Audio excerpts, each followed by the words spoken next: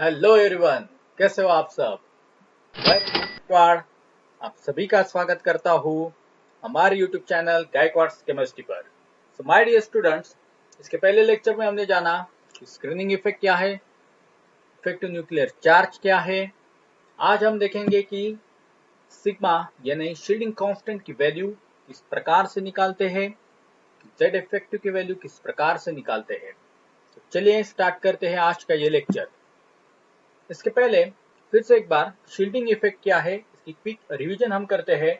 इसमें हमने देखा था कि एटम के अंदर जो प्रोटॉन्स होते हैं ये inner most electron as well as outer most electron के ऊपर अट्रैक्टिव फोर्स लगाते हैं, लेकिन इनर मोस्ट इलेक्ट्रॉन जो है ये आउटर मोस्ट इलेक्ट्रॉन को रिपेल करते हैं, जिसके वजह से जो पॉजिटिव चार्ज जो है ये इतना इफेक्टिवली आखिरी इलेक्ट्रॉन तक यानी वैलेंस इलेक्ट्रॉन तक पहुंच नहीं सकता। और इसी कंसेप्ट को हम कहते हैं shielding effect. The innermost electron repel the outermost electron and therefore negating some of the attractive force exerted by the positive charge nucleus, correct?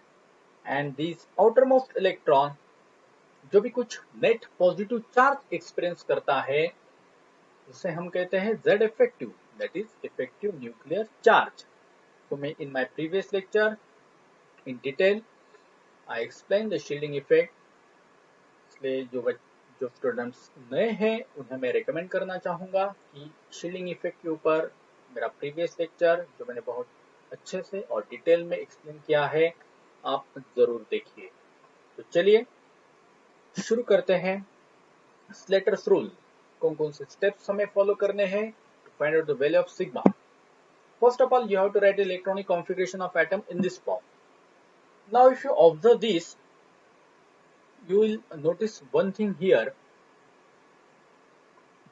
कि इलेक्ट्रॉनिक कॉन्फ़िगरेशन हम जब लिखेंगे तो जब हम ऑफ प्रिंसिपल के अनुसार लिखते हैं तब हम प्रेफरेंस देते हैं एनर्जी ऑफ ऑर्बिटल्स को।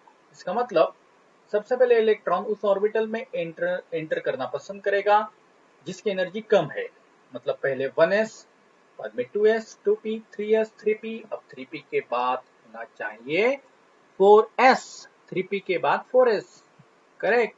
क्योंकि 3d और 4s में 4s की एनर्जी कम है एज पर n plus n rule. I hope आपको इलेक्ट्रॉनिक कॉन्फ़िगरेशन आता है। तो 4s पहले होना चाहिए, उसके बाद 3d होना चाहिए, लेकिन हमें इस प्रकार से इलेक्ट्रॉनिक कॉन्फ़िगरेशन लिखना नहीं है। तो हमें प्रेफरेंस देना है n को। n मतलब प्रिंसिपल क्वांटम नंबर। हमें या फिर हम रेडियस के अनुसार भी यहाँ पे कह सकते हैं। तो हमें प्रिंसिपल क्वांटम नंबर यानी शेल को प्रेफरेंस देना है। पहले फर्स्ट शेल, उसके बाद देखिए यहाँ पे 1s, उसके बाद 2s, 2p, 3s, 2s, 2p, correct? उसके बाद 3s, 3p, 3d, बाद में 4s, 4p, 4d, 4f और 5s, 5p, 5d, 5f। मतलब प्रिंसिपल क्वांटम नंबर के अनुसार इलेक्ट्रॉनिक कॉन्फ़िगरेशन हमें लिखना है। That's it. डोंट वरी, जब हम प्रॉब्लम देखेंगे तो फिर से एक बार मैं ये पूरा डिटेल में एक्सप्लेन करने वाला हूँ, तो don't worry. Now second we have to identify the electron of interest, जिसे हम रेफरेंस इलेक्ट्रॉन भी कहते हैं। बाद में आपको ये सारे पॉइंट्स याद रखने हैं। This is very important. NS और एनपी शेल के जो इलेक्ट्रॉन जो होते हैं इनका जो स्क्रीनिंग इफेक्ट होता है, इनका जो शील्डिंग में कंट्रीब्यूशन होता है, ये होता है आपका 0.35। n-1 शेल मतलब पेनाल्टीमेट शेल के एसपीडी ऑफ इलेक्ट्रॉन का शील्डिंग में कंट्रीब्यूशन होता है 0.85, और n-2 मतलब anti penultimate shell, n-3 shell के जो एसपीडी ऑफ ऑर्बिटल्स के इलेक्ट्रॉन है इनका शील्डिंग में कंट्रीब्यूशन होता है 1। उसके बाद अगर हम एनडी और एनएफ शेल के इलेक्ट्रॉन की अगर बात करें तो इनका शील्डिंग में जो योगदान होता है ये होता है 0.35, और n-1, n-2, n-3 शेल के जो इलेक्ट्रॉन्स होते हैं इनका शील्डिंग में जो कंट्रीब्यूशन होता है ये होता है 1। चलिए अब देखते हैं आगे। देखिए, इसे और भी थोड़ा समझने की कोशिश कीजिए। ये जो हमने 0.35, 0.85, 1, 1 ये क्या लिखा है? This is also called as shielding numbers. Actually, these numbers are derived semi-empirically by Slater. Semi-empirically का मतलब है कि based on certain experiments, based on certain assumptions, generalizations, ये नंबर्स डिराइव किए हैं। अब यहाँ पे आप थोड़ा फोकस कीजिए कि जो आखिरी शेल के इलेक्ट्रॉन है, यहाँ पे ये है एटम, एटम के सेंटर में यहाँ पे है न्यूक्लियस, ये हो गया आपका first shell, second shell, third shell and fourth shell. अब फोर्थ शेल यानी वैलेंस शेल की जो इलेक्ट्रॉन्स है, यस और पी के इलेक्ट्रॉन्स के बारे में हम फिलहाल अभी बात कर रहे हैं। ये शील्डिंग में अपना कंट्रीब्यूशन देते हैं 0.35, 0.35। और जैसे जैसे हम न्यूक्लियस के करीब आते हैं, वैसे वैसे इलेक्ट्रॉन्स का शील्डिंग में कंट्रीब्यूशन ये बढ़ता जाता है। यहाँ पे देखिए कि n-1 शेल के इलेक्ट्रॉन शील्डिंग में कंट्रीब्यूशन कितना दे रहे हैं? 0.85। n-2 के इलेक्ट्रॉन शील्डिंग में कंट्रीब्यूशन कितना दे रहे हैं? 1। और n-3 के इलेक्ट्रॉन शील्डिंग में कंट्रीब्यूशन कितना दे रहे हैं? यहाँ पे 1। इसका मतलब इन सिंपल लैंग्वेज कि न्यूक्लियस के करीब के शेल वाले इलेक्ट्रॉन जो है, ये पॉजिटिव चार्ज को अच्छे से शील्ड कर रहे हैं। क्योंकि जो ओवरऑल शील्डिंग इफेक्ट का जो कंसेप्ट है, ये मैंने आपको सिखाया कि पॉजिटिव चार्ज जो है, ये प्रोटॉन जो है, ये सभी शेल के इलेक्ट्रॉन्स के ऊपर अट्रैक्टिव फोर्स लगा रहा है, लेकिन बाहर के वैलेंस इलेक्ट्रॉन पे लगने वाला अट्रैक्टिव फोर्स ये अंदर के इनरमोस्ट इलेक्ट्रॉन के ऊपर लगने वाले अट्रैक्टिव फोर्स से कम है, क्योंकि इनरमोस्ट इलेक्ट्रॉन पॉजिटिव चार्ज को शील्ड कर रहे हैं। In simple language, positive charge को शील्ड कर रहे हैं, इसका मतलब कि पॉजिटिव चार्ज के अट्रैक्टिव फोर्स को आखिरी इलेक्ट्रॉन तक पहुंचने नहीं दे रहे। इनरमोस्ट इलेक्ट्रॉन आखिरी इलेक्ट्रॉन को रिपेल कर रहे हैं। यही सारी बातें हमने पिछले लेक्चर में की। ओके, आगे हम प्रॉब्लम देखेंगे, उसमें हम फिर से इसके ऊपर आएंगे, तो डोंट वरी। ये यस और पी इलेक्ट्रॉन के बारे में हमने बात की।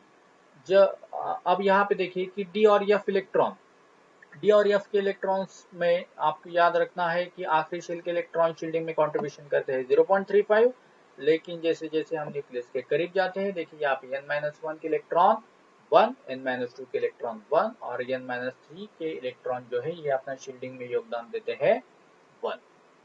तो चलिए अब हम डायरेक्टली आते हैं प्रॉब्लम्स के ऊपर, जिससे आपको ये सारी बातें और भी क्लैरिफाई होना शुरू हो जाएंगी।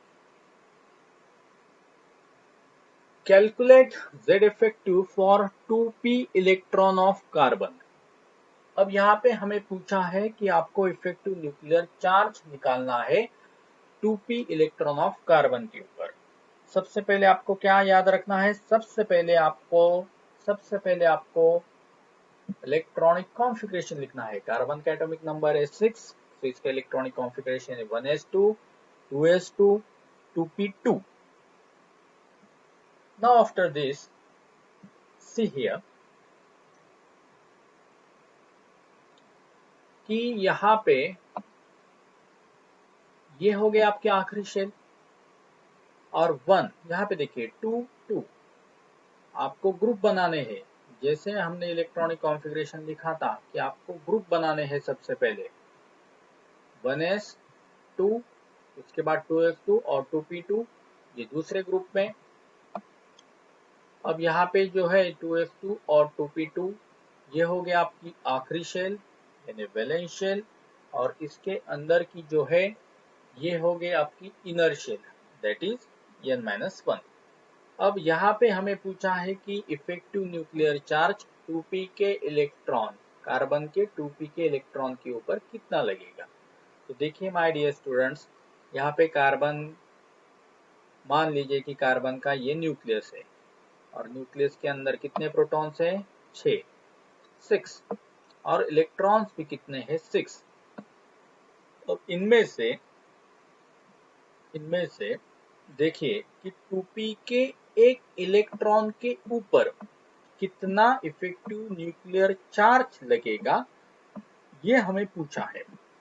हमें 2p के सभी इलेक्ट्रॉनों के ऊपर न्यूक्लियर चार्ज या इफेक्टिव न्यूक्लियर चार्ज कितना लगेगा, यह नहीं पूछा। हमें सिर्फ 2p के एक इलेक्ट्रॉन के ऊपर इफेक्टिव न्यूक्लियर चार्ज निकालना है। तो कुल मिला के टोटल इलेक्ट्रॉन्स कितने हैं कार्बन के पास, 2 2 4 6।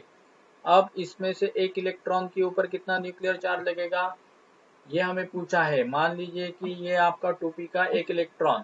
अब देखिए कि पॉजिटिव चार्ज और आखिरी इलेक्ट्रॉन के बीच में कितने इलेक्ट्रॉन है, और 5। करेक्ट। देखिए 1s के 2, 1s के 2, 2s के 2 और 2p का भी एक, 2p का एक, 2p के एक इलेक्ट्रॉन के ऊपर z इफेक्टिव निकालना है, तो 2p का दूसरा एक भी यहाँ पे काउंट कीजिए। यहाँ पे देखिए कि 5 इलेक्ट्रॉन जो है, ये 5 इलेक्ट्रॉन्स इस आखिरी इलेक्ट्रॉन को यहाँ पे शील्ड कर रहे हैं। तो 5 इलेक्ट्रॉन इसे रिपेल करेंगे और हर एक ऑर्बिटल के इलेक्ट्रॉन का शील्डिंग में कितना कंट्रीब्यूशन रहेगा, ये हमने पहले वाले स्लाइड में देखा कि ns और np के अगर इलेक्ट्रॉन हो गए तो ये 0.35 शील्ड करेंगे। अब इसको भी और आसान लैंग्वेज में अगर हमने समझने की कोशिश की, तो मान लीजिए कि न्यूक्लियस से 100 चार्ज निकल रहा है, 100, तो उसमें से 35% ये जो चार्ज है, ये ns और np के इलेक्ट्रॉन शील्ड कर रहे हैं। मतलब आखिरी इलेक्ट्रॉन तक कितना पहुंच पाएगा, 65, लाइक दिस, नथिंग एल्स। तो इस प्रकार से आपको ये बात समझनी है। तो सबसे पहले आपने इलेक्ट्रॉनिक कॉन्फ़िगरेशन लिखा, क्योंकि कैलकुलेशंस तो बहुत आसान है, कैलकुलेशंस आपको समझ में आएंगे, लेकिन आपको करना क्या है, दिस इज वेरी इंपॉर्टेंट। आपको इलेक्ट्रॉनिक कॉन्फ़िगरेशन लिखना है, बाद में ग्रुप बनाने हैं। वैलेंस शेल तो आप जानते हो, n इसके अंदर के जो है ये आपका हो गया 1s2, 1s2 क्या हो गया आपका n-1। अब देखिए ns और np शेल के इलेक्ट्रॉन शील्डिंग में कितना कंट्रीब्यूशन देते हैं, 0.35, और n-1 शेल के इलेक्ट्रॉन शील्डिंग में कितना कंट्रीब्यूशन करते हैं, देते हैं 0.85। Okay, now we can calculate the value of sigma. Now see here, यहाँ पे देखिए कि 2s के 2 इलेक्ट्रॉन और 2p का कितना इलेक्ट्रॉन, एक। तो कुल मिला के इलेक्ट्रॉन्स कितने हो गए, 3। सो 3 इंटू 0.35 प्लस 1s के पास, 1s ऑर्बिटल के पास कितने इलेक्ट्रॉन है, 2। हर एक इलेक्ट्रॉन का शील्डिंग में कंट्रीब्यूशन है 0.85। Remember one thing, it's very important, हम यहाँ पे जो बात कर रहे हैं ये ईच इलेक्ट्रॉन की कर रहे हैं, हर एक इलेक्ट्रॉन, एक एक इलेक्ट्रॉन की बात कर रहे हैं। तो 1s के अंदर 2 इलेक्ट्रॉन है, एक इलेक्ट्रॉन का कंट्रीब्यूशन 0.85, तो 2 इलेक्ट्रॉन का कंट्रीब्यूशन कितना होगा यहाँ पे, 2 इंटू 0.85। सिंपल मैथमेटिक्स, सिग्मा की वैल्यू आ जाएंगी 2.75। Solve this. अब सिग्मा की वैल्यू अगर पता हो गई तो हम z इफेक्टिव आसानी से निकाल सकते हैं। z इफेक्टिव का फॉर्मूला हमने पिछले लेक्चर में देखा था, z effective is equal to z minus sigma. z मतलब एटॉमिक नंबर, कार्बन का एटॉमिक नंबर कितना है, 6, तो 6 माइनस 2.75 दैट इज 3.25। इसका मतलब आखिरी इलेक्ट्रॉन तक 2p के वैलेंस इलेक्ट्रॉन तक कितना चार्ज पहुंचेगा, ये 3.25 इतना चार्ज पहुंचेगा। जितना इलेक्ट्रॉन दूर, उतना उसके ऊपर चार्ज जो है, अट्रैक्टिव फोर्स जो है, ये कम पहुंचेगा, क्योंकि अंदर वाले इलेक्ट्रॉन्स न्यूक्लियस के चार्ज को शील्ड कर रहे हैं। उन्हें वह न्यूक्लियस के चार्ज को आखिरी इलेक्ट्रॉन तक पहुंचने नहीं दे रहे हैं। आई थिंक आपको ये समझा होगा, अगर नहीं समझा है तो और भी हमारे पास प्रॉब्लम है, डोंट वरी। अगली स्लाइड देखिए। Now calculate the Z effective for 2p electron of fluorine. Fluorine का एटॉमिक नंबर 9। क्या करना है आपको? सबसे पहले इलेक्ट्रॉनिक कॉन्फ़िगरेशन लिखना है। फ्लोरीन का atomic number 9, 1s2 2s2 2p5। इसके बाद ग्रुप बनाने हैं एज पर the principal quantum number. Now see here, this is n and n minus 1, 2s2 2p5। This is your last shell, valence shell. इसके अंदर की जो है ये आपकी n-1। अब आखिरी इलेक्ट्रॉन जो है ns और np के इलेक्ट्रॉन जो है इनका शील्डिंग में कंट्रीब्यूशन जो होता है ये होता है आपका 0.35 और n-1 शेल के सभी sp_df इलेक्ट्रॉन शील्डिंग में कंट्रीब्यूट करते हैं 0.85। Now see here again what you have to remember. आपको समझना क्या है, कैलकुलेशन ये आपको आसानी से आ जाएगा। हमें जो पूछा है कि 2p के आखिरी इलेक्ट्रॉन तक, 2p के आखिरी इलेक्ट्रॉन तक कितना इफेक्टिव न्यूक्लियर चार्ज पहुंचेगा। ये 2p का आपका आखिरी इलेक्ट्रॉन है, 2p का इलेक्ट्रॉन है और आपके पास न्यूक्लियस के अंदर प्रोटॉन्स कितने हैं? 9। अब ये 9 प्रोटॉन्स 2p के एक इलेक्ट्रॉन को अपनी तरफ खींचने की कोशिश कर रहे हैं, अट्रैक्टिव फोर्स लगा रहे हैं, लेकिन पॉजिटिव चार्ज न्यूक्लियस और आखिरी इलेक्ट्रॉन के बीच में कितने इलेक्ट्रॉन है? कितने इलेक्ट्रॉन है? 8। करेक्ट। ये हमारा एक इलेक्ट्रॉन, ये एक इलेक्ट्रॉन जिसकी हम बात कर रहे हैं। जो सेकंड पॉइंट हमने जो स्लाइड में लिखा था, find out the electron of interest, this is the electron of our interest. We have to find out कि इसके ऊपर न्यूक्लियर चार्ज कितना लगेगा, आखिरी इलेक्ट्रॉन के ऊपर अट्रैक्टिव फोर्स कितना लगेगा। तो ये न्यूक्लियस जो है इसे सामना करना पड़ेगा ये 8 इलेक्ट्रॉन्स का, जो कि अलग अलग शेल्स में है, ऑर्बिटल्स में है। आप सभी को पता है माय डियर स्टूडेंट्स कि एटम के अंदर डिफरेंट एनर्जी लेवल्स होते हैं, जहाँ इलेक्ट्रॉन्स भरे पड़े हुए होते हैं और इनर इलेक्ट्रॉन्स आउटरमोस्ट के इलेक्ट्रॉन के ऊपर रिपल्सिव फोर्स लगाते हैं। तो अभी आखिरी इलेक्ट्रॉन के ऊपर कितना अट्रैक्टिव फोर्स लगेगा, यही सवाल है। Z इफेक्टिव, इसके लिए सबसे पहले आपको शील्डिंग कांस्टेंट पता करना है। यहाँ पे 2p में से एक इलेक्ट्रॉन निकाल दो, 2s2 और 2p2, 2p5 सॉरी। कितने इलेक्ट्रॉन्स हो गए यहाँ पे? 7। अब 7 में से एक चला गया, मतलब this is the electron of our interest, जिसके ऊपर Z इफेक्टिव निकालना है। उससे थोड़े हम काउंट करेंगे। तो टोटल इलेक्ट्रॉन्स कितने बचे? 6। तो हर एक इलेक्ट्रॉन का शील्डिंग में कंट्रीब्यूशन 0.35, तो 6 इंटू 0.35 प्लस 1s के अंदर कितने इलेक्ट्रॉन है? 2 इंटू 0.85, दैट्स इट। और find out the value of sigma, will get the answer 3.80। You can easily calculate the value of Z effective. Z हमें पता है कितना है, फ्लोरीन का atomic number 9, so 9 minus 3.80, that is 5.20. So in short, in final, what is the meaning of this answer? Z effective 5.20, मतलब आखिरी electron तक कितना चार्ज पहुंच पा रहा है? 5.20, 5.20 इतना ही चार्ज आखिरी इलेक्ट्रॉन तक पहुंच रहा है। करेक्ट। चलिए बढ़ते हैं हम आगे। अब देखिए इसी सवाल को हम थोड़ा सा चेंज करेंगे। देखिए अब आगे क्या चेंज है।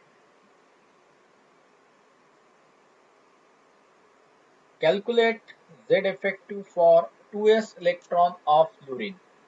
अब यहाँ पे हमें इफेक्टिव न्यूक्लियर चार्ज कैलकुलेट करना है, लेकिन 2p के इलेक्ट्रॉन की यहाँ पे हम अभी बात नहीं कर रहे। 2p के इलेक्ट्रॉन में अब हमें इंटरेस्ट नहीं है, हमें इंटरेस्ट है 2s के इलेक्ट्रॉन के ऊपर। 2s इलेक्ट्रॉन के ऊपर कितना चार्ज लगेगा, ये हमें पूछा है। तो मेरे प्यारे दोस्तों, एक बात आप याद रखो कि आप जो इफेक्टिव न्यूक्लियर चार्ज है ये किसी भी इलेक्ट्रॉन के ऊपर निकाल सकते हैं। आइदर फर्स्ट शेल के इलेक्ट्रॉन के ऊपर, सेकंड शेल के इलेक्ट्रॉन के ऊपर, थर्ड शेल के इलेक्ट्रॉन के ऊपर, या फिर फोर्थ शेल के इलेक्ट्रॉन के ऊपर। पॉजिटिव चार्ज जो है ये किसी भी शेल के इलेक्ट्रॉन के ऊपर कितना पहुंच रहा है, कितना Z इफेक्टिव है, ये हम आसानी से कैलकुलेट कर सकते हैं। तो फिर शील्डिंग कांस्टेंट भी हर एक इलेक्ट्रॉन के ऊपर डिफरेंट एनर्जी लेवल्स की शील्डिंग कांस्टेंट कितना लग रहा है हम यहाँ पे कैलकुलेट कर सकते हैं। अब यहाँ पे समझने की बात ये है कि अगर मैंने आपको पूछा कि इनर मोस्ट इलेक्ट्रॉन के ऊपर, इधर के इलेक्ट्रॉन के ऊपर कि इनर मोस्ट इलेक्ट्रॉन कितने हैं, अभी इतना समझाने के बाद ये पॉइंट तो आपका क्लियर हुआ होगा कि इनर मोस्ट इलेक्ट्रॉन कितने हैं। अगर इनर मोस्ट इलेक्ट्रॉन ज्यादा है तो शील्डिंग ज्यादा होगी, और अगर शील्डिंग ज्यादा है तो वहां पे इफेक्टिव न्यूक्लियर चार्ज कम हो जाएगा। मान लो, देखिए यहाँ पे आप अपनी आंखें जमाए कि पॉजिटिव चार्ज, यहाँ पे देखिए पॉजिटिव चार्ज ये आपका न्यूक्लियस है, और इस शेल में 4 इलेक्ट्रॉन है, और यहाँ पे ये आपका 1 इलेक्ट्रॉन है। Now suppose I have to calculate the Z effective for this one electron. Now on what factor? It depends. It depends on how much electrons are present in inner shell. Inner shell electrons अगर ज्यादा रहेंगे तो वहां पे shielding ज्यादा रहेगा, और shielding अगर ज्यादा रहेगा तो उस केस में इफेक्टिव न्यूक्लियर चार्ज भी, आखिरी इलेक्ट्रॉन तक पहुंचने वाला चार्ज भी कैसे रहेगा, कम। तो यहाँ पे इनर मोस्ट इलेक्ट्रॉन का रोल बहुत इंपॉर्टेंट होता है Z इफेक्टिव निकालने के लिए। लेकिन आउटर मोस्ट इलेक्ट्रॉन का Z इफेक्टिव निकालने के लिए कोई भी यहाँ पे इफेक्ट दिखेगा नहीं। Suppose this is the electron of our interest, तो इस इलेक्ट्रॉन को आउटर मोस्ट इलेक्ट्रॉन तो शील्ड नहीं कर रहे, जो कि इस प्रॉब्लम में हमें समझना है। हमें पूछा है कि 2s के इलेक्ट्रॉन के ऊपर कितना चार्ज लगेगा, इफेक्टिव न्यूक्लियर चार्ज। तो 2p के इलेक्ट्रॉन या आउटर मोस्ट इलेक्ट्रॉन है, तो ये 2s के इलेक्ट्रॉन को शील्ड नहीं करेंगे, तो इसे हम निगलेक्ट कर देंगे। तो रिमेंबर कि राइट हैंड साइड के जो कॉन्फ़िगरेशन है इसे हम निगलेक्ट करते हैं, और लेफ्ट हैंड साइड में यहाँ पे आप देख रहे हो कि 2s, इसका एक इलेक्ट्रॉन इसके ऊपर कितना इफेक्टिव न्यूक्लियर चार्ज लगेगा ये हमें पूछा है। तो this is our n 2s2 और 1s2, ये हो गया आपका n-1। Now see here we can easily calculate. अब यहाँ पे 1 क्यों आया, ये आपको समझा होगा कि 2s का एक ही इलेक्ट्रॉन हमारा इंटरेस्ट है, जिसके ऊपर चार्ज कितना लगेगा ये हमें निकालना है। तो दूसरा इलेक्ट्रॉन जो है एक ही ऑर्बिटल का है, लेकिन फिर भी उससे वह शील्ड करेगा। तो ns और np कितना शील्ड करते हैं, 0.35। सो 1 into 0.35 plus 2 into 0.85। n-1 shield, यहाँ पे देखिए n-1 शील्ड इलेक्ट्रॉन शील्ड कितना, 0.85। तो final answer sigma 2.05। Rest of the part is very simple my dear students, ये कोई बड़ी बात नहीं है। कंसेप्ट समझना आपको ये जरूरी है, बाकी मैथमेटिकल जो पार्ट है it's very simple addition is there, nothing else. Z effective जो है ये हम z माइनस सिग्मा की मदद से कैलकुलेट करेंगे। z कितना है, 9, 9 minus 2.05, this will be your final answer. Okay, तो चलिए अब बढ़ते हैं आगे। Now this is very important. This is actually a exception. ये एक एक्सेप्शन है हीलियम का, जो आपको याद रखना है कि calculate the Z effective for 1s electron of helium. देखिए हमने जाना कि ns और np के इलेक्ट्रॉन जो है ये शील्ड करते हैं 0.35, n-1 के spdf के इलेक्ट्रॉन शील्ड करते हैं 0.85, और n-2 n-3 के spdf के इलेक्ट्रॉन शील्ड करते हैं 1। लेकिन हीलियम की केस में जो 1s का एक इलेक्ट्रॉन जो है इसका शील्डिंग में कंट्रीब्यूशन होता है 0.30, मतलब इसकी सिग्मा की वैल्यू होती है 0.30। Now how we can calculate this here? We know that helium atomic number 2, configuration 1s2, simple. तो 1s2 का एक इलेक्ट्रॉन हमारा इंटरेस्ट का पार्ट है, मतलब उसके ऊपर कितना Z इफेक्टिव लगेगा ये हमें कैलकुलेट करना है, करेक्ट? तो इसका एक इलेक्ट्रॉन जो है हीलियम की जो 1s की 2 इलेक्ट्रॉन, उसमें से एक इलेक्ट्रॉन शील्डिंग में कंट्रीब्यूशन तो होगा, तो 1 into 0.30, that means value of sigma is 0.30. Now what will be Z effective? Z effective is equal to Z minus sigma, that is 2 minus 0.30, that is 1.70. ये exception है, याद रखो। सिर्फ हीलियम की केस में आपको ये याद रखना है कि जो सिग्मा रहेगा ये रहेगा आपका 0.30। वैसे बाकी सभी एटम के NS और NP शेल के इलेक्ट्रॉन जो है ये 0.35 शील्डिंग में अपना कंट्रीब्यूशन देते हैं। उनके लिए सिग्मा की वैल्यू जो है ये 0.35 होती है NS और NP के लिए। हीलियम की केस में जो है ये 1s इलेक्ट्रॉन के लिए 0.30 रहेगी। चलिए आगे बढ़ते हैं। Now we will move to the next problem। यहाँ पे हमें देखिए कि अगर Nd और Nf शेल के इलेक्ट्रॉन हो गए तो उस केस में क्या करना। तो चलिए हम कैलकुलेट करेंगे यहाँ पे Z इफेक्टिव की value for 3d electron of Fe। Fe ion का एटॉमिक नंबर आप जानते हो कितना है 26, configuration 1s2 2s2 2p6 3s2 3p6 3d6 4s2। Now ये जो बात है ये मैंने पहले आपको क्लियर की कि आपको इलेक्ट्रॉनिक कॉन्फ़िगरेशन लिखते वक्त प्रेफरेंस देना है रेडियस को, आपको प्रेफरेंस देना है प्रिंसिपल क्वांटम नंबर को। फर्स्ट शेल, बाद में सेकंड शेल, थर्ड शेल और फोर्थ शेल, और आपको ग्रुप भी इसी प्रकार से बनाने हैं जैसे पहले स्लाइड में लिखा उसी प्रकार से। अब देखिए कि 3D के एक इलेक्ट्रॉन के ऊपर कितना Z इफेक्टिव लगेगा ये हमें पूछा है। 6 इलेक्ट्रॉन के ऊपर कितना Z इफेक्टिव लगेगा ये नहीं पूछा।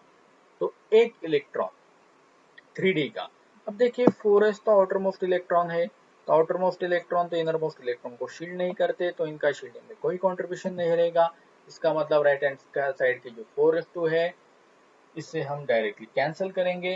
अब देखिए कि यहाँ पे कुल मिला के इलेक्ट्रॉन्स कितने हैं। 4s को मैं यहाँ पे कैंसिल कर देता हूँ, 2 2 4 10 12 18 24। अब इन 24 इलेक्ट्रॉन में से एक जो इलेक्ट्रॉन है इसके ऊपर कितना इफेक्टिव न्यूक्लियर चार्ज लगेगा ये पूछा है। अब देखिए कि पॉजिटिव चार्ज, कितने पॉजिटिव चार्ज प्रोटॉन्स है 26, दिस इज करेक्ट। तो ये 26 प्रोटॉन जो है या आखिरी इलेक्ट्रॉन के ऊपर इफेक्टिव न्यूक्लियर चार्ज कितना लगेगा ये हमें सवाल में पूछा है। तो पॉजिटिव चार्ज और आखिरी इलेक्ट्रॉन के बीच में अब यहाँ पे कितने इलेक्ट्रॉन आ रहे हैं 23।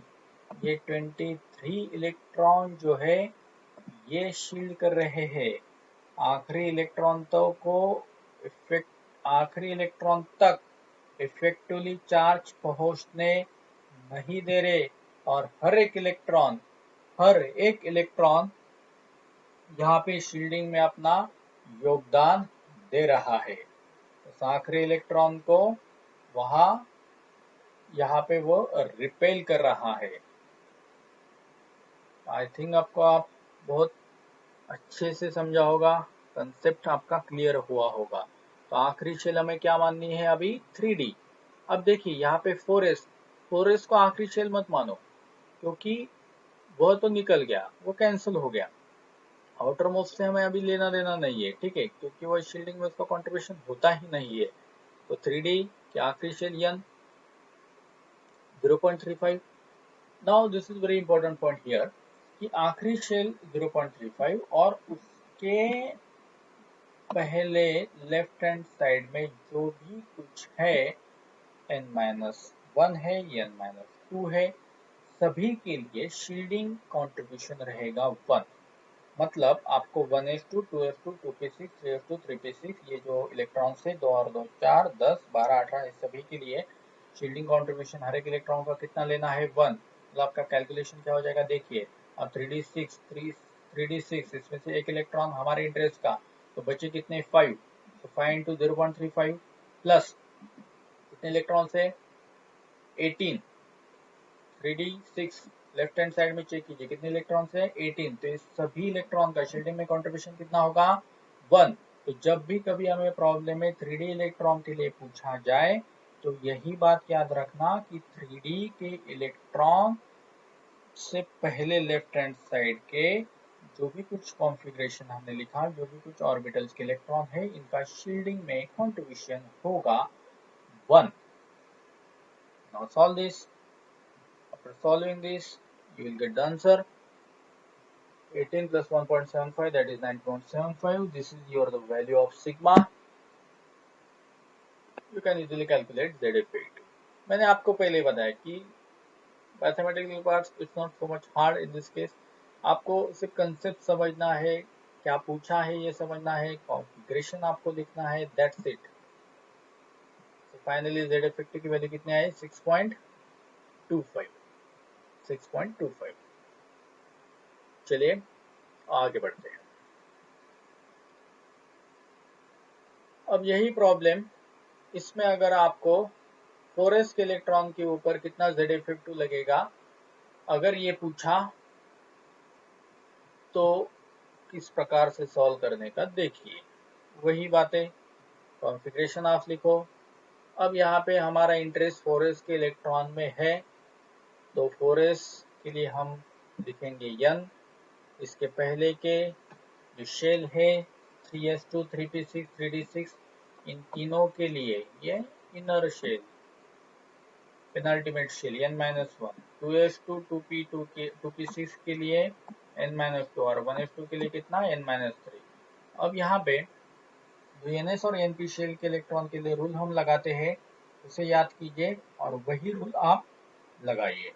मतलब ns और np शेल के इलेक्ट्रॉन का शील्डिंग में कंट्रीब्यूशन कितना होता है 0.30, n-1 शेल के इलेक्ट्रॉन का शील्डिंग में कंट्रीब्यूशन कितना होता है 0.85, n-1 का शील्डिंग में कंट्रीब्यूशन 0.85, n का शील्डिंग में कंट्रीब्यूशन 0.35, n-2, n-3 इसके सभी, इसके पहले के सभी इनर शेल, इनका शील्डिंग में कंट्रीब्यूशन होता है 1।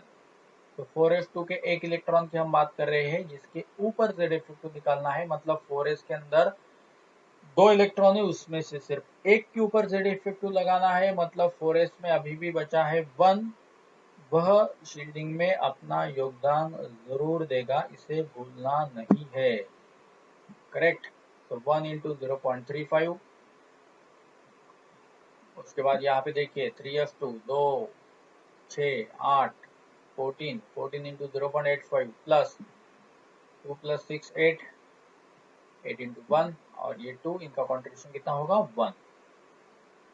After solving this you will get the value, sigma की वैल्यू 22.25 और फाइनली जो Z इफेक्टिव की वैल्यू है ये आपकी है 3.75।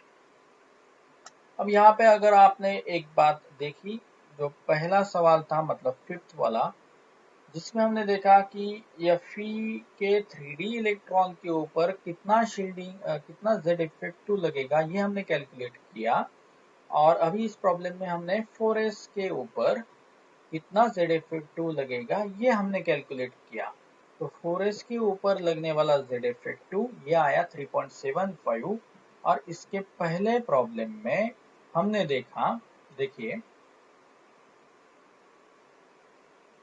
कितना आया था 3d के ऊपर 6.25। मतलब जब इलेक्ट्रॉन इनर मोस्ट रहेंगे तो उनके ऊपर आने वाला लगने वाला Z इफेक्टिव ये ज्यादा रहेगा। करेक्ट। तो आई होप कि आपको ये सारी बातें समझी होगी। मैंने डिटेल में आपको एक्सप्लेन किया। लेक्चर को थोड़ी कंसंट्रेशन के साथ सुनिए और हो सके तो पेन और नोटबुक लेके बैठिए, तब जाके आपको ये सभी बातें जो मैंने एक्सप्लेन की ये और भी अच्छे से समझ में आएगी। तो चलिए लेक्चर खत्म करने से पहले फिर से एक बार क्विक रिवीजन करते हैं क्या क्या आपको करना है। सबसे पहले आपको इलेक्ट्रॉनिक कॉन्फ़िगरेशन लिखना है। इलेक्ट्रॉनिक कॉन्फ़िगरेशन लिखते समय आपको याद रखना है कि आपको प्रिंसिपल क्वांटम नंबर को फॉलो करना है, मतलब पहले फर्स्ट शेल, बाद में सेकेंड, बाद में थर्ड, बाद में फोर्थ, बाद में फिफ्थ। ये करते समय भी आपको ग्रुप बनाने हैं 1s2 1s, उसके बाद 2s2p, 3s3p, बाद में 3d को सेपरेट रखिए। इस प्रकार से आपको इलेक्ट्रॉनिक कॉन्फ़िगरेशन लिखना है। और आपको याद रखना है कि एनएस और एनपी शेल के इलेक्ट्रॉन जो है ये शील्डिंग में कंट्रीब्यूशन कितना देते हैं 0.35, n-1 शेल के इलेक्ट्रॉन 0.85, n-2 n-3 के इलेक्ट्रॉन 1 और एनडी और एनएफ के लिए जो इलेक्ट्रॉन्स रहेंगे एसपीडीएफ के ये शील्डिंग में कंट्रीब्यूशन करते हैं 0.35 और n-1 n-2 n-3 इनका शील्डिंग में कंट्रीब्यूशन रहेगा आपका 1। एक्सेप्शन हमने देखा कि हीलियम के केस में 1s इलेक्ट्रॉन जो है इनका शील्डिंग में कंट्रीब्यूशन होता है 0.30। That's it.